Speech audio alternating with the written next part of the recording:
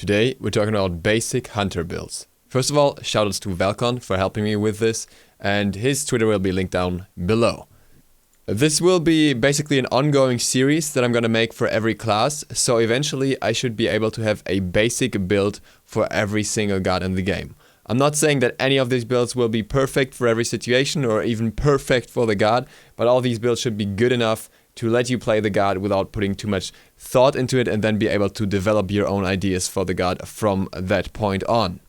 For hunters, this is a little more easy because they often use similar builds, so I'm going to present you 3 different builds that will basically give you a chance to have a different build for every hunter, and one of them should work for any of them.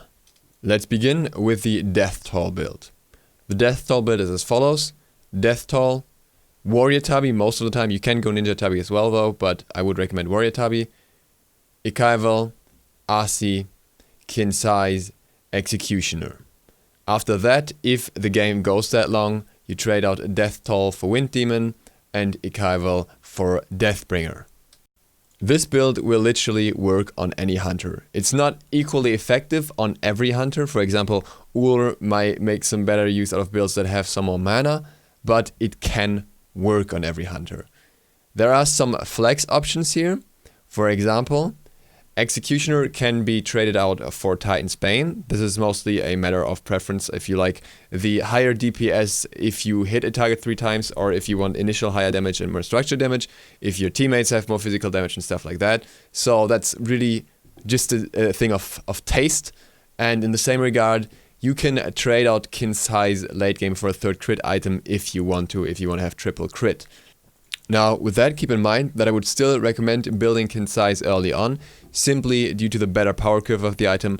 A single crit item just can't compete with that, especially not with the price tag to it. That brings us to build number 2, the Devourer's Gauntlet build.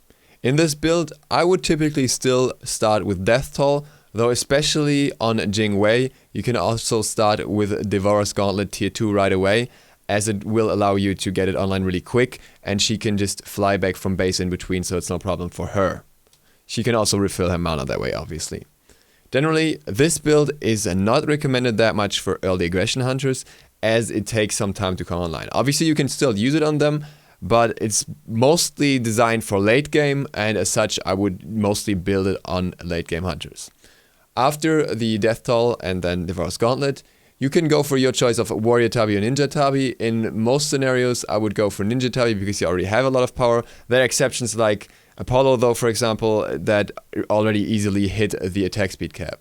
Then you still go for Ikaival, Kinsai's, Executioner, and once again, trade out Death Toll for Wind Demon and trade out Ikaival for Deathbringer. The gods that I would especially recommend this for are Apollo, Artemis, Jingwei, Ram, and Xbalanque. Especially in the case of Ram, it's worth pointing out that with his 1 and Devos, he will be able to clear the lane in less shots than if he goes for the Death Toll start. This was advice from Valcon. So, especially with him, this can be very helpful in order to perform better in lane. Then there is also the Transcendence build. The Transcendence build starts with Transcendence, then Warrior Tabi, Ikaival, Asi, Kinsai's, and then usually you would go into Titan's Bane and trade out Ikaival for Odysseus' Bow. The reason this build is so different overall is because it's usually for those gods who already have high ability damage. As such, they benefit more from Titan's Bane, which will allow you to deal more damage with initial abilities before even hitting basic attacks. So therefore, this build looks a little different overall. You can still go into crit, and you can completely skip Kinsai's in this build as well, simply because it has such high power that crit will also hit harder if you go for that. So on one hand, you have the penetration, which really benefits Kinsai's. On the other hand, you have the power from Transcendence, which really works together with crit. This is a build that's a lot more flexible overall, and for example, Odysseus' Bow is just a matter of taste for me personally.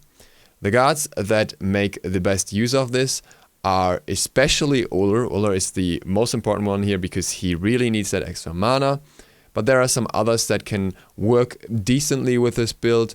Those that I would point out here are, for example, Cupid, Medusa, Neith, and Xbalanque. There are more than that. For example, Skadi can make use of it too, Chiron can too. But those choices are a little less obvious. The most striking one will always be Uller here, and Neith makes great use of it as well because of her strong healing, Charon a little less because of his decent healing, and others because they have really good power scalings and work very well with their abilities overall. So between these 3 builds, there's pretty much one for every hunter. Those who I haven't mentioned yet are pretty much all those who I would recommend the Death Toll build on. There are obviously always niche cases. For example, some people will like Transcendence on Anhur, which I personally don't like, but with either of those options, you will be fine in the game and the build will not be your problem. There is one very awkward outlier, and that is Izanami. If you followed my channel previously, then you will know that I have tried to make a build for Izanami for quite a while, and whenever I made a build, Hyras changed the guard again. As before, her healing AoE wise isn't all that great because you only get 33%. But at the same time, I feel like you kind of need healing in most builds. You could go for a Kin's Rush build and completely skip lifesteal. Maybe that could work. The other option that has been proposed by Valkon today was going for the Devos build and actually investing heavily into lifesteal because you're not going to do much early on anyways. And just try to sustain in lane and save clear. And then basically go for the whole build, except for the fact that you change Executioner for Titan's Bane because she's so ability focused and it just helps her much more with her kit overall and her strong attack speed steroid, allowing her not to have that much attack speed. But again, Izanami is in a weird place and I don't really feel like that either of these builds is really ideal for her yet. And it hardly can be set in stone because it highly depends on the team comp built around her as well. So for her, I'll kind of leave a question mark, whereas with every other hunter, I'm relatively certain about these builds. Again, Valkon has helped me with this build in multiple regards. If you don't know him yet, he is a high-level ranked and Challenger Cup player, and his Twitter will be down below, so you can check that out. Also, on another side note, I played with Mythimu today, and we had some horrible games. If you want to see those games, feel free to head over to his channel and check the video out. I will be linking that down below as well.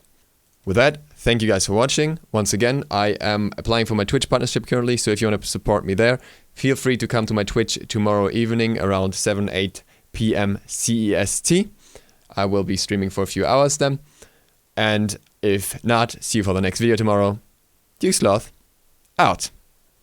And while the outro screen, which I still haven't set up yet, I'm so sorry, is running, a quick mention again, I will continue this series, and when it is continued, it will most likely be linked here.